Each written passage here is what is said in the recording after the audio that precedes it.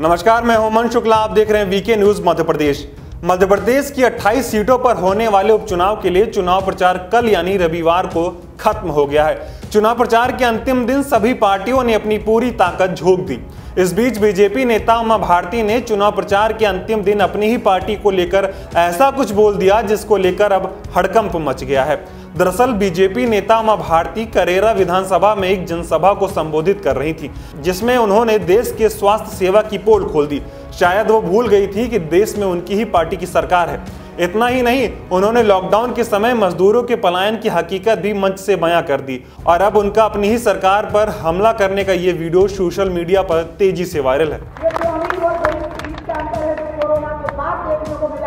जिसमें गरीब आदमी सड़क पे पैदल चला, आपको पता होगा सैकड़ों किलोमीटर पैदल चले लोग, स्त्रियां पैदल चली, डिलीवरी सड़कों के ऊपर हुई है और कई सैकड़ों गरीब रेल की पटरी पर कुछ रेलें बंद थी, सिर रखकर के लेट गए रात में और अचानक पूरी रेल से चलने का फैसला हुआ तो उन्हें पता ही नहीं था और वो रेल उनकी खोपड़ियों से कुचलते हुए आगे बढ़ गई। जैसे सैकड़ों लोग मर गए और दूसरी तरफ किसी देश के अमीर लोगों के कुत्ते हवाई जहाज के द्वारा भेजे गए, एयर कंडीशन में बिठा करके हवाई जहाज के द्वारा भेजे गए। ये जो अमीर और गरीब के बीच का अंतर है, इस खाई को पाटना होगा और इस खाई को पाटना ही रामराज्य कहलाएगा। तो सुना आपने कि कैसे बीजेपी नेता उमा भारती ने अपनी ही सरकार को लपेटे में ले लिया। उमा भारती यहीं नहीं रुकी, उन्होंने गरीबों की समस्याओं को लेकर भी जमकर बोला। उमा भारती इतना ही बोलकर चुप हो जाती तो गनीमत थी, लेकिन वो तो चुप होने का नाम ही नहीं ले रही थी। उन्होंने इसके बाद राज्य में शिक्षा की स्थिति को लेकर भी खूब बोला। देखो, बिल्डिंग बाद में बनाना हो सकता है, मेरे आपको मेरी बात अच्छी ना लगे, लेकिन मैंने कहा था कि वो सब शिक्षा अभियान का पैसा है, इसमें हो सकता है कि बिल्डिंग बाद में बने।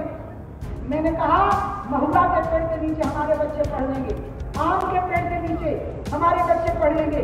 आप पैसा दो चीजों पर खर्च करो, एक तो टीचर की क्वालिटी बहुत अच्छी होनी चाहिए, उसको ठीक से पढ़ाना आता हो और वो ठीक से बच्चों को पढ़ाए, इस पर पैसा खर्च करो। और दूसरा, हर विद्यार्थी के पास कंप्यूटर होना चाहिए, इस पर पैसा खर्च करो ताकि हमारे देश के नौजवान पूरी दुनिया का मुकाबला करें। आज लोग अपने बच्चों को प्राइवेट स्कूल में पढ़ाने के लिए मजबूर हैं। गरीब आदमी अपने परिवार के लोगों के इलाज के लिए प्राइवेट अस्पतालों में जाने के लिए मजबूर है। जब लोग देखते हैं, मैं बाहर देखती हूँ, थाने के बाहर, जेल के बाहर बैठे हुए मुलाकाती गरीब परिवारों के लोग, तो भारत और इंडिया की तस्वीर साफ दिखाई देती है, सीधा विभाजन दिखाई देता है। एक तरफ इंडिया है जब गाड़ियों में चलता हुआ और दूसरी तरफ भारत है गर्म लोग के कपड़े में पैदल चलता हुआ। ये अंतर अब होगा और ये मोदी जी ही कर पाएंगे, ये ज्योतिरादित्य जी ही कर पाएंगे, ये शिवराज जी ही कर पाएंगे और कोई नहीं इसको कर पाएगा। भाषण में उन्होंने कहा कि सरकारी और प्राइवेट स्कूलों में जो अंतर है उसको अब महाराज और शिवराज ही दूर कर पाएंगे। खैर, अब वहां कोई होता और उमा भारती का यह भाषण सुनकर बोल पड़ता कि प्रदेश में बीते 15 सालों से आपकी ही सरकार थी, अब तक तो आप इन समस्याओं का समाधान कर नहीं पाए, तो फिर हम आपसे आगे की उम्मीद क्या करें। उमा ने पलायन पर तो सरकार को ऐसा दबोचा कि हम आपको क्या बताएं, आप खुद ही सुन लीजिए। जिसमें गरीब आदमी सड़क पे पैदल चला, आपको पता होगा सैकड़ों किलोमीटर पैदल चले लोग, स्त्रियां पैदल चली, डिलीवरी सड़कों के ऊपर हुई है और कई सैकड़ों गरीब रेल की पटरी पर कुछ रेलें बंद थी, सिर रखकर के लेट गए रात में और अचानक पूरी रेल से चलने का फैसला हुआ तो उन्हें पता ही नहीं था और वो रेल उनकी खोपड़ियों से कुचलते हुए आगे बढ़ गई।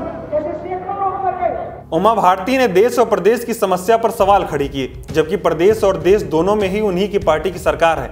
इसके बावजूद भी उन्होंने ऐसा क्यों बोला, ये तो वही जाने। लेकिन उमा के इस भाषण पर अगर आपकी कोई राय है तो हमें कमेंट कर जरूर बताएं। इस वीडियो में इतना ही। मध्य प्रदेश से जुड़ी तमाम ऐसी ही खबरें देखने के लिए देखते रहे वीके न्यूज मध्य प्रदेश। धन्यवाद।